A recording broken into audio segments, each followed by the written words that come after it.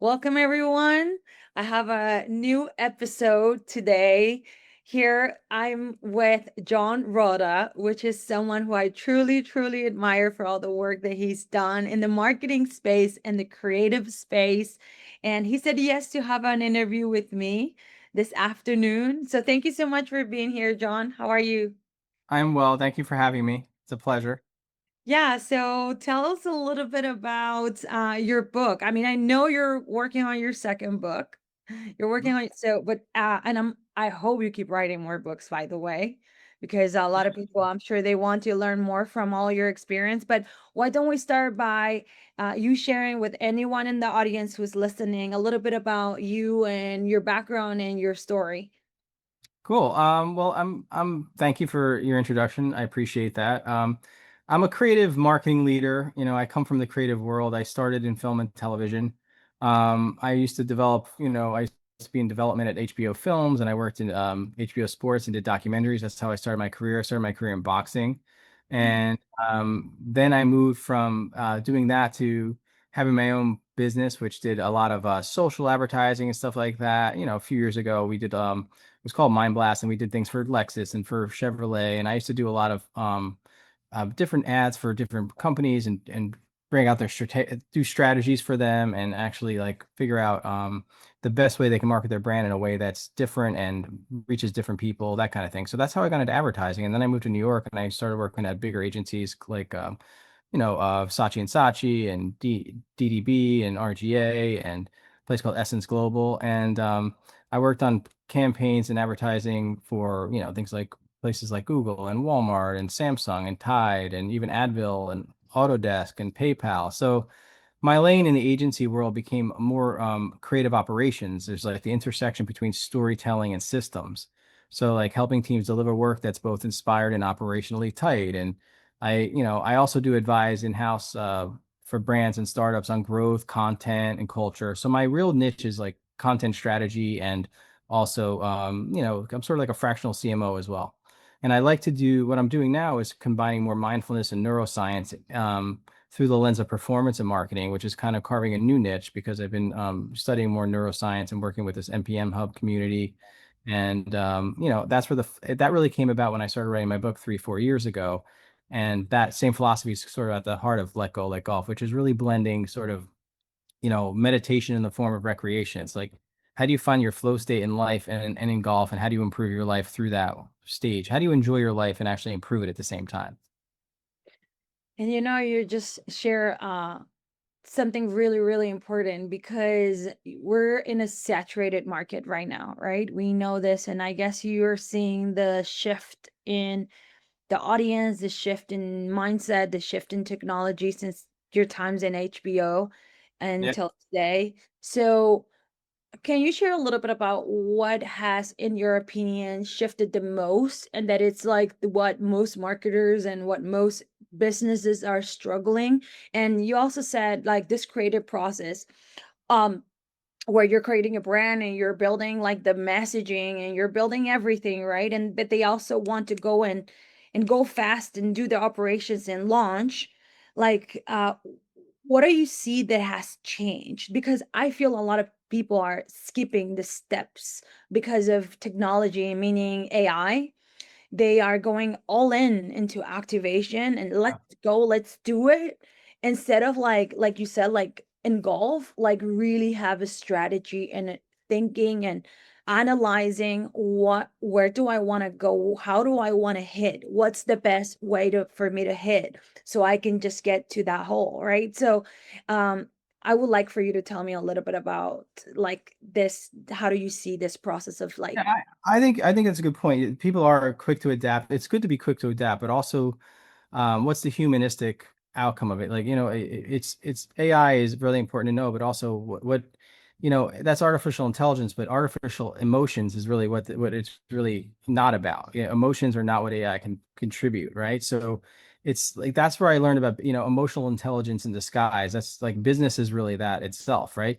Golf, like my book, was like a classroom to me. Like my dad taught me to observe and and learn business because he used to bring me on. How it all started is he used to bring me on golf business outings and different tournaments, and I used to play with him as like a teenager because I was pretty good, and he'd take me out, and I he taught me to observe, tone, posture, timing, how people reveal themselves when they're under quiet, under pressure, And when it comes to technology, I think that people forget that there's a human always behind it, right? So, and everybody's always rushing because I feel like there's a lot of fear mongering in the media. There's a lot of fear mongering on LinkedIn. There's a lot of things that go on where people get scared that they're falling behind and then they rush to catch up. But really, what they need to do is catch up with themselves first. What's your foundation as a person? Like even the way they react, like people on the like I'll correlate it to golf again, to the way people react to a bad shot or how they gloat after winning a hole or winning a bet. You can see a lot about that, and I think that's what's important. It's about EQ. I think having a high EQ is a little more important than having a high IQ. So that kind of a mentality, putting technology aside, incorporating that into technology is the key. How I'm do you gonna bring? pause you right there. What do you mean by that? Why do you think it's more important? I think it's more important because anybody can learn something. You can always train somebody to do stuff, but you can't always train empathy.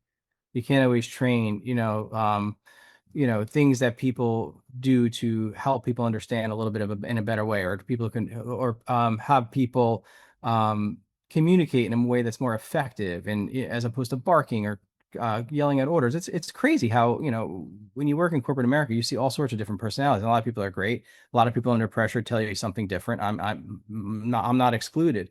And I think what I've learned most importantly is if you stay cool under pressure, if you kind of like understand how people operate, understand your team, take time to get to know people. I think it's more, everything's more effective because people work with you and for you a lot more efficiently when they're happy. And I'm a big fan of like, keeping people in a good place where they're more efficient. If they're happier, they're working better, more efficiently, and that later became the foundation for my work in marketing, all of that stuff, like understanding what moves people, what makes them trust a brand or why they buy an idea or a product type of thing. And do you think um this mindset of, like you were saying, the creative part but also the systems, it's the same for every single company? I mean, I always say 80%, so marketing is 80% the same, 20% different, right? Because I do believe there's a way of doing things that has been studied for a lot of years, right? You cannot skip the brand, you cannot skip the time where you guys have to sit down and really think about the brand voice. Yeah, And absolutely. people are always talking about the logo, like, oh, let's build a logo. And then you're like, okay, but why? What kind of logo? Like, there's so many options. Like, you really need to know what you want. And something that I don't know if you've seen as well with your clients is that you can tell right away when a project is not going to work, like because they're not aligned, because they don't have the time to sit down and think about the strategy.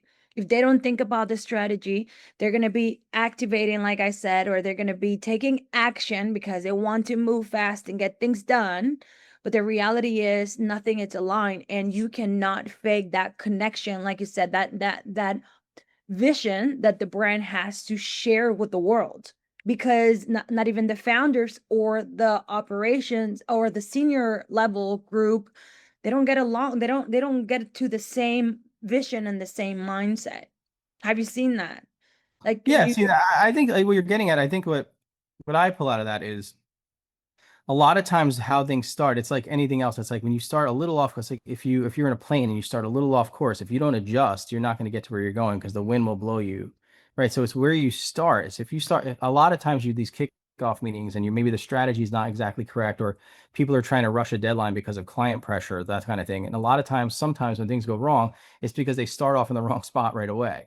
And so now you're a little off center. You might be a little close, but you're a little off center. You didn't do the background. Like in Google, when I worked with Google at Essence, I built their first, like I helped build their first experience team in APAC, and I lived in Singapore for a little while. And all of the stuff we did there was bubble wrapped in insights, and everything was backed by data. And that was really smart because a lot of the times we didn't really go into a project without actually quantifying it through numbers. And a lot of times things can go wrong there too. But what I think you're getting at is a lot of times when you start a project and it doesn't start on the right foot, it just never gets on the right foot. And the creative, everything, not only the creative is the output is bad, but even the process to get there gets a little strenuous with people, with unhappiness. So I really think that that's why I think it's so the core is communication. The core is what are we aligning on? And that's comes out of leadership. Leaders like what are we trying to solve, right? We're not trying to create a problem and form a solution from it. We want to actually form a solution for the problem. And I think that's the key here. So if we're solving a real problem, we know that, then we can start there, and then we can bake it out through the strategy, and then actually build out what we're going to do about it. And if you don't start in the right place, you're never going to end up in the right place. So I think when I started leading teams in advertising or brand strategy and started doing things like that, the more you try to force creative genius type of thing or over engineer outcomes, the more you choke the flow. And I think that's part of the thing too. Like with every campaign or like even a golf swing, right? I could bring it all back to golf. um, the tension kills clarity. So I think the really important part of doing any of that stuff is understanding what you're trying to solve acutely, having everybody in the room understand it as well, and then agreeing on the right direction and actually pressure testing it before you actually go into motion and waste time and money. So I think that's what's really important about it. You have to start in the right spot or in order to end in the right spot. A lot of times you can course correct, but sometimes it's very difficult when you have a lot of momentum going on and people working on things to course correct. It sometimes it just it snowballs and takes a life of its own, and then mistakes are made. So, and a lot of times that ends up becoming a really uncomfortable client conversation where you're 3 weeks down the road and you're missing a deadline and you're trying to say, hey, look, we did this and we have to and you're basically trying to recover, build a plane while you're flying it at the same time, as opposed to kind of staying on the ground first and then building it right and then flying it well. So those are the things that really happen. I really think it's about communication and actually having a plan in place that's actually, accessible and executable from the get-go, you know? And you were sharing all of this, and my mind was just bringing me back to, you know, the first time that I was at a golf event. Like I've never been at events in golf, or I'm not a player. Is that how you call it? Player? A golf player, yeah, anything. Yeah. So, and I remember just not understanding. I thought it was more, I'm gonna be super honest here. I thought it was more like a group of people doing business and just pretending to play. It was more because obviously golf is known as the best networking place, right, in the world, Yeah, golf. yeah. But the truth is, I met this amazing person, one of the heads of Keller Williams, and he actually invited us to the golf course and court. It's a court, Of yeah, course. course. Okay, so we went there and we started filming with him in there, his social media content, because he wanted to teach more leaders. And he started explaining us a little bit about it's about leadership, right? It's about strategy. And it's about I never thought it was a meditation game. Like you really have to stay quiet. And that's a Yeah, skill you have to learn. You have to think, you have to strategize, you have to like I was like, wow, that's why people spend so much time in here. And then that's why they fell in love with it, because also their lives start changing because their mindset starts changing. And I think one of the biggest mistakes I see in multiple entrepreneurs, doesn't matter if you're in Australia and Argentina or if you are in Singapore, people are running and rushing and desperate to get they have this FOMO life. Like, I don't want to miss out the opportunity on AI. I don't want to miss this next opportunity. There's always something new that they don't want to miss. And I would like to hear your experience when I don't know if you have a story or something you can share with us where you saw that the marketing plan wasn't going to happen because their business plan wasn't right. Sometimes people confuse the fact that marketing is going to come and save the company when the company doesn't have structure yet. So somehow, John, like marketers like you come to businesses also to support the business, the business structure, the business plan. And because people think that, okay, let's build this marketing team and they're going to save the world, and they don't have a sales team, right? They can even get that done. So it's all the whole marketing. It's a very important part of an organization, but it can't run by itself, or it can be let alone. It's part of a whole ecosystem. So tell me, how do you see your marketing from your perspective from what I just shared? Um, I think I gathered all that. I think that so, you know, when I was at HBO, I learned that creative excellence isn't about constant control. It's about trusting the process too. So I think when a business plan is obviously important, but I've had a lot of entrepreneurs and a lot of lawyers tell me, forget a business plan, just go for it, go do it. Like sometimes that's seems to be sometimes a waste of time, but I think it's actually really important to put down what you're actually looking to do and what problem are you trying to solve? Are you solving a problem, or and is your everyone wants to talk about disruption, but is your idea actually disruptive? Is it actually going to help the marketplace? It's a really diluted marketplace. You really do have to believe in your idea. I mean, let's be honest. Like it's very difficult to push things through if you don't really fully believe, because you're going to have it could be the best idea in the world, doesn't mean it's going to make it. It's like really what people buy into when you have investors, they buy into the CEO, they buy into the person. They don't buy into the idea as much as the person driving the idea.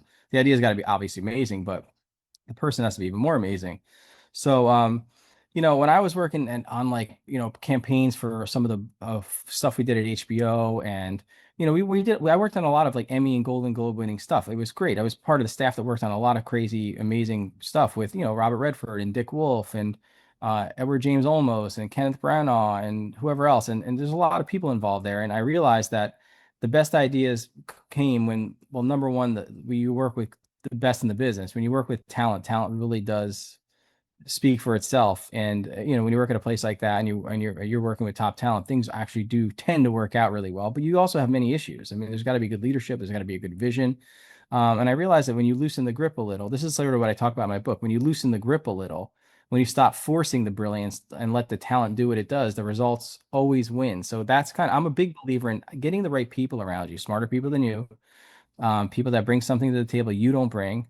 And it's the same thing I kind of say in the book. It's like you don't play better trying harder, you play better being more present, and your team matters the most, who you have around you. So that's what I think is true in business strategy, is like in pitching and in leadership and everything you do. It's the people you have around you. It's surrounding yourself with the talent and the skill sets that you don't exactly have, and knowing what your strengths are and what your weaknesses are, and know how to fill them. And that's, I think, the real key to all of that.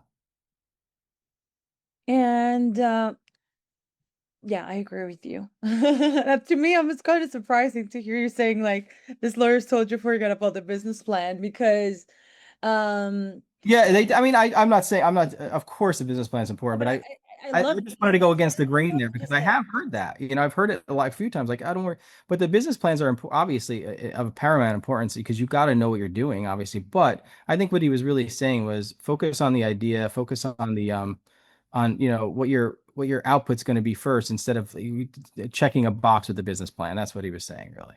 Yeah, and I love what you share because you're right. Sometimes we have to find a balance, right? It has to be not too much of the business plan and not too structure that you cannot actually be flexible because at the end of the day, it's art, it's creativity, it's something new, it's something fresh. We're all trying to create something new and different. If not, we would just go ahead and copy something that it was done already, So it has to have, we have to find that balance. The going back a little bit about the book Yeah. and beyond the book.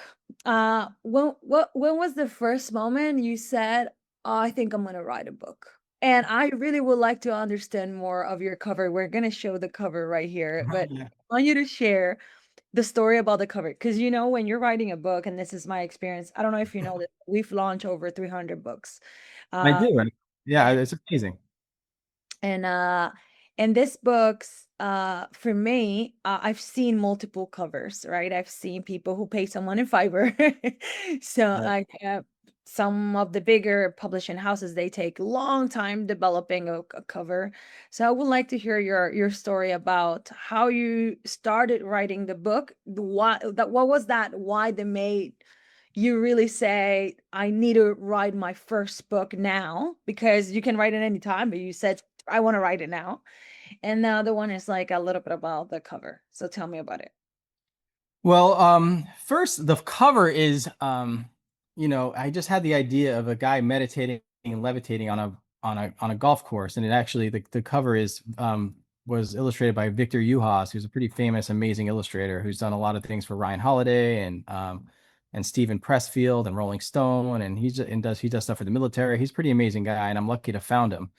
I actually was in Barnes and Noble and I saw his name underneath of Ryan Holiday, who writes all these Stoic books, his children's book, and I was like, who is this guy? He does amazing work. And then we connected, and the power of LinkedIn and the internet, and we just hit it off. And I'm very fortunate that he did my book, and he killed it. There's all these really cool black and white illustrations in the book as well, because I wanted to pay homage to Ben Hogan's Five Lessons and Harvey Pennick's Little Red Book, and a few other old golf books or old vintage golf books that have like this style, and they have these really cool illustrations that teach a player how to do the basics.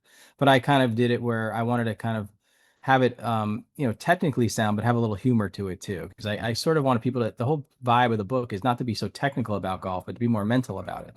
Enjoy it while you're playing it. Don't It's not about like the technical part, it's about actually just improving your way. And so the idea for the cover was basically I wanted to encompass the fun and joy and the meditative aspect of my book in a single in a single image.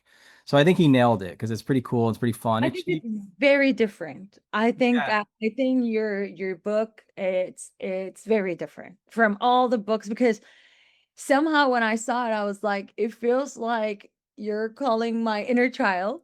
Somehow you're calling me to yeah, it's like it's got a little whimsical vibe, right? yeah, it has a lot of color, but it's also like don't take life too serious kind of conversation, right? Like, It is. yes, but like take it, like meditate, slow down, like in this business world and this life that we live in, slow down. Just, I really, really like the cover. And how was it for you to write it? To go Yeah, through the so the process? whole yeah, that's a really great question because it's a story. It's like a 10-year story because I've always wanted to Excuse write. me, wait 1 second. 10 years? Well, I didn't take 10 years to write it, but I had the idea for a while before I actually sat down and actually wrote it. The ideas already came out of me when I was living in LA, and I used to write down, different story topics, and like I had a bunch of scraps of ideas for the book in Google Docs for years. They were all Google documents in my drive, and I've had them, and and then I resurrected them finally.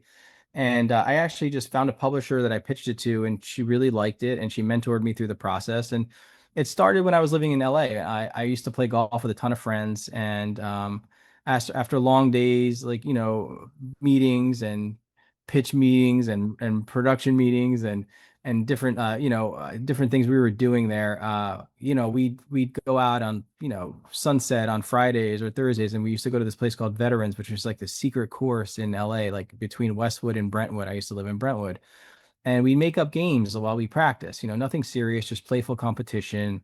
Um, and we would just kind of like get into this flow state of just fun. And I just noticed that my technique and everything else was getting better because we were just competing and enjoying it. And what struck me was when everyone stopped overthinking their swing and started playing, everybody got better. So we started to improve, and I was thinking to myself, wow, that's a paradox. The fixation on doing everything right, your bodily, when you're not fixated on it, your body automatically self-corrects. You fall into that flow state like I talk about. I have a story in my book called Your Flow, and it's like sort of how you can kind of purposefully get into that state through like breath work and through just concentration and through doing something you enjoy. And the same kind of presence you get in deep creative work or business strategy or whatever when time disappears. I realized that golf was just a meditation disguised as recreation. It's like all activities we love. We get into this childlike flow state where we get lost in the activity itself. And I realized that this is meditation. You don't have to sit in silence chanting Om alone in your room because people don't have time with kids and partnerships and business and all the things you got going on in life. There's other ways to find that mental health aspect. So when we can do something we love and still get the same mental, physical, and spiritual benefits of it by doing something fun like mountain climbing or biking or swimming or golfing or crocheting, whatever it is you do. So the book's origin was like, um, was through Google. It was in a bunch of Google Docs. I pitched it, and then because I read so many self-help books and so many different mindfulness books in that 10-year period, it became more of like a fun ways to practice book and more like a book that's a self-help book through the lens of the game. So that's what ended up happening, and then um, it became lessons about focus and then performance and presence under pressure and mindset. The same mindset that makes great athletes, leaders, or brands I put into the book. So that's kind of how it became more of like a golf book, but more of mindfulness handbook through the lens of the game. And I thought about making a whole let go, let something series, even like I can use other activities to sort of explain it. But this, I started with golf because I know about it and I know how to practice. And it was cool to parlay because the feedback I've gotten was great because people that play golf are like, I didn't realize I can do that. And I didn't know that I can actually use this to actually improve myself. And that's what's so gratifying about it. Because I was like, that's what I thought. And, back in the day, you write these things, you don't know who's going to respond. And it's nice to get a positive response where people get like, oh, but I understand that the correlation between life and golf. I get it. Like you project it, like the golf ball is like you project your soul into the universe, like a golf ball, and you have to play it where it lies. You have to, you know, you have to take things as they come and then deal with it from there. And that's what golf is. You just have to kind of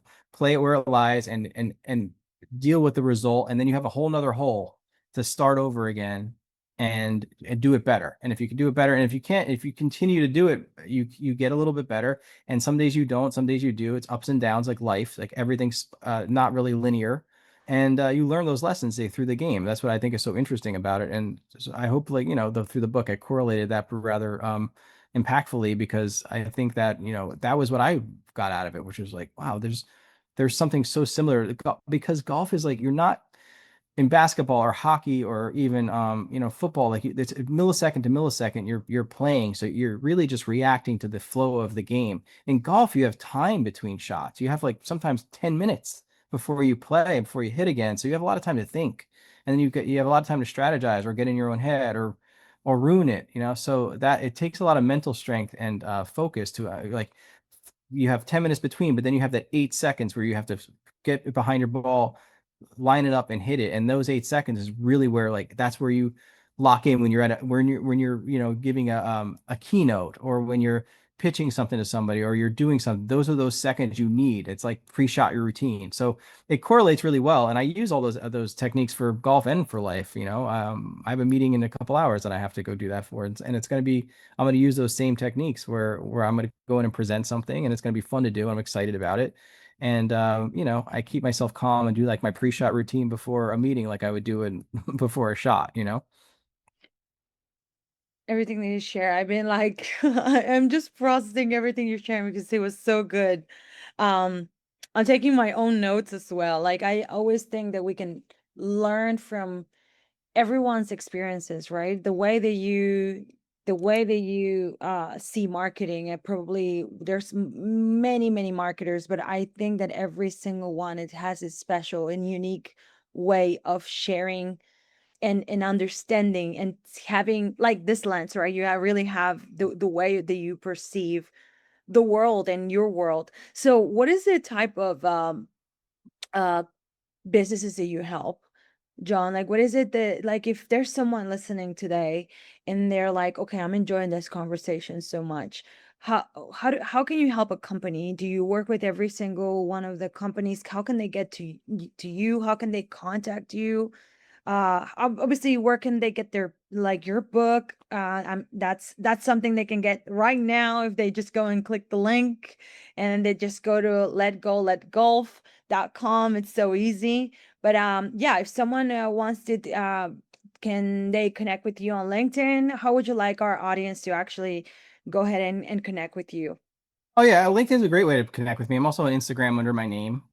And I'm happy to, I work with all sorts of brands, and I've done, an enterprise in tech. I work with Autodesk and PayPal and Palo Alto Networks and even Google, like I said, and even Samsung. And I work consumer lifestyle stuff, direct to consumer stuff like, GoDaddy. And I worked with this place called Zone in CBD, which was a startup in Seattle. So basically, like my idea is I'm a creative, so I can kind of adapt to anything. And my agency and advisory work is what I've been leaning into now. So I've consulted with, MRM McCann and UWG Group and Porter Novelli, and I guide multicultural sort of telecom and government campaigns at these places, and even tech brands, and I'll head creative operations at a place called Lixel. I did that for a little while too, which is like I built out their department a little bit more so in creative operations, which is we hire out the right people, we kind of build out efficiencies, create a process, involving project management, involving account management, involving the creatives, and kind of cohesivize the situation in order to bring out the best results. So that's what I do. I kind of amalgamize creativity, operations, and strategy, and kind of pull it together to, you know, pull out the best output. Either it's marketing assets, either it's a strategy, or either it's a piece of content. My background's really in content creation. That's all I do, and I'm really pretty good at it. I do that a lot. And so I basically help businesses that need to bridge creativity with structure, from tech giants like Google or whatever. I help them out. That was a great experience for me. To lifestyle and wellness brands seeking growth in storytelling, and I bring strategic clarity, operational design, and emotional intelligence to every engagement. So I bridge all that, and then I'm adding the neuroscience part of it, which it adds a little bit more of how does the brain technically work, and how does this campaign or this visual or this messaging work with somebody to, um, you know, to have them buy something, or have them purchase something, or have them understand what you're really about, and have them communicate, back to you what the feedback loop, which is, I understand what you're doing. And so now I understand what you are, and now I understand what I'm buying. So that's like sort of where I live. I live like in the bridge between storytelling and strategy and operations. That's awesome. Yeah, so I think I haven't shared this in this podcast, but I studied neurolinguistics.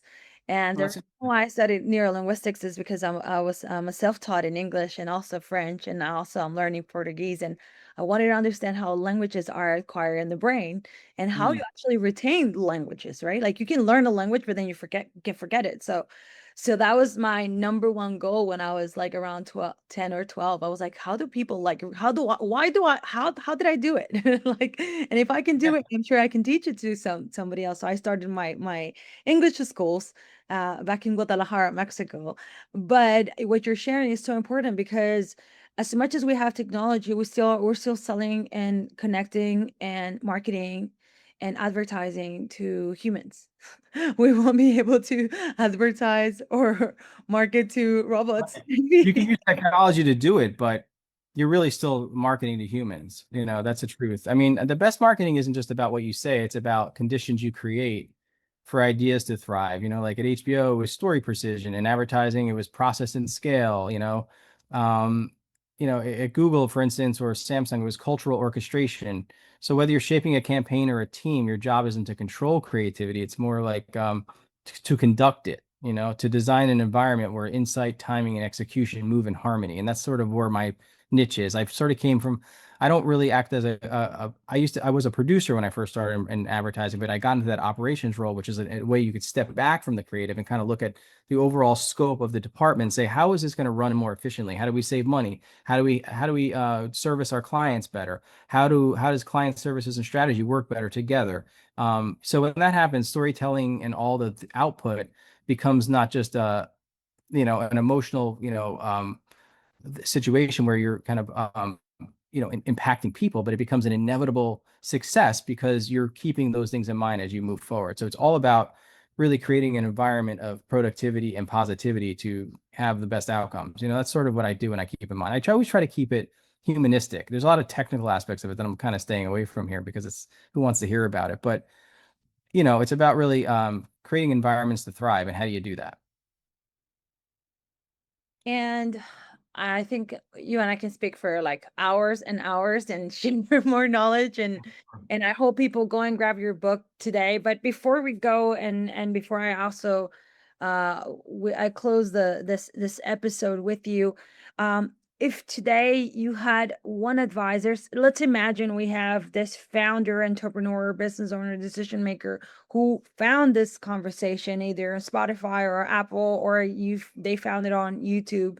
uh, what is one homework you feel like they have to do today? Like if they feel lost in their with their marketing department, they feel like they want to fire them, they don't know what to do, they don't know they don't know if they should go and have a meeting. What would be the advice you will give them as, let's call it quote unquote homework, so they could have more clarity whether if they're making the right or wrong decisions in their marketing department? All right. Well, you can audit for clarity and not complexity, right? You can go through every campaign deck or landing page and ask yourself, would a stranger understand what this means in 5 seconds? That's one. If not, simplify. Great marketing doesn't add layers, it removes noise, you know. You don't want to add more meetings to your day. You want to take them away. And if you can keep efficiency like that, that's better. So clarity converts faster than cleverness. You know, you might want to run a flow test on your process, right? Pick one current project and trace it from brief to delivery. Where do things slow down? Where do people get tense or reactive? Document those moments. That's your opportunity to create more flow, you know, through better communication, clearer roles, fewer approvals, right? Because that whole thing happens, you know, that gets bottlenecked as well. And you know, really importantly, find the emotional core of your brand, right? Have each team member answer, what does our brand help people feel? You know, if everyone gives a different answer, you have a messaging gap. Alignment around emotion, not just features, you know, drives consistency across every touch point. Another thing would be integrate mindfulness. Like that's what really what comes from my book. Integrate mindfulness into your creative endeavors or into your creative reviews. In your next team review, right? Start with 1 minute of silence, no Slack, no notes, just presence. And this is what I would recommend. Number one, really start with silence, and you'll be surprised how quickly that pause sharpens feedback and lowers defensiveness. Creative tension turns into creative trust. And when you have that with a team, results always improve. Another thing you could do is map your marketing ecosystem like a golf course. You know, draw your customer journey like 18 holes. You know, where the sand traps, where are they? Where's the water? Where are the hazards? Where are the points of friction? Where do people drop off? Where are your greens? Where are you aiming at? What are the moments of delight? You know, once you see the map, you'll know where to refine and not reinvent.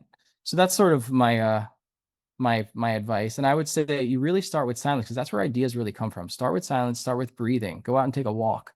You know, I love what Google does these you know, walking meetings and stuff like that. And you could take a bike out and I like movement with meetings. That's always nice as opposed to sitting in a room. So I would advise all of that stuff. Go out in nature and hang out. And that's what I always advise. Go analog when everybody's going digital. Don't stare at your screen and work on ChatGPT and use that for something. You know, just go outside and look at a tree and, you know, put your feet on the grass and see what that does for you. This answer was a gift, big gift for anyone who's listening. You gave us a lot of options, a lot of tools, from the most simple one, which is go for a walk, to breathe, to actually go and look at the reports. I don't know. I think this was great. And John, thank you so much for your time. I know you're super busy, so thank you for being part of Beyond the Book. Even if we're just starting, and you saying yes means the world to me. So I really appreciate it. I Oh, hope I it's a see you again. pleasure. Yeah, I love your podcast and your I really appreciate your energy and what you bring to the table and what you do. And I would love we'll work together more. I really wish you nothing but success and love in the future. And I'm here to support any way I can. Thank you so much, John. Well, thanks for everyone listening today. I'll see you soon. Thank you, John. Thank Bye. you so much. I appreciate it.